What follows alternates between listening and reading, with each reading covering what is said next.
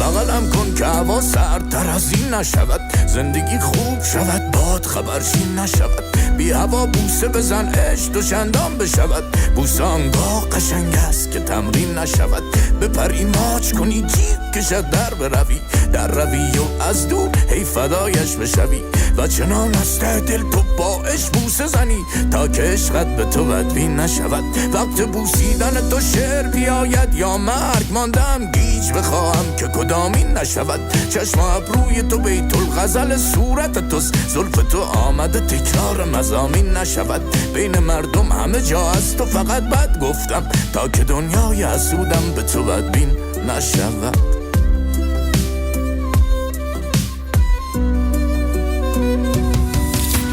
نذاشته روز خوش برا من دوری، تو این دنیا تنها پناهم بودی، همون اول بودی ولی کم بودی، عکس تو بغلم خوابم یا بیدارم اصلا گیجم کجای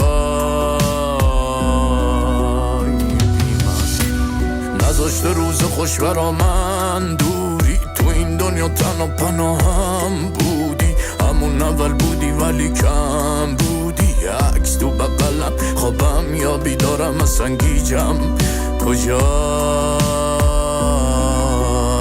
بی من. نمیدونم کجا کردم گمت، بی تو حتی تو گرمام سردمه، مثل یه بچه محتاج آغوش دنبال مادرش میونه مردمه. کارمایشیو دارم پس میدم، من که تو بکرم به زندگیم چسبیدم، قد همه خوبیام بد دیدم، فکر ندیدم دیدم فهمیدم ولی به روشون نیاوردم، زیر لب خندیدم ته دلم بخشیدمشون، ولی نه نبود حالیشون، خوبی نبود توی ذاتشون. فکر تو در سر من لحظه به لحظه حبسه، ذهن تو خالی از من و چقدر رابطمون برعکسه، سالها تو بغلم بودی و از خواب پریدم دیدم این فقط یک خوابه، بغلم یک عکس. نذاشته روز خوش برا من دوری، تو این دنیا تنها پناهم بودی، همون اول بودی ولی کم بودی، عکس تو بغلم خوابم یا بیدارم اصلا گیجم کجایی بی من.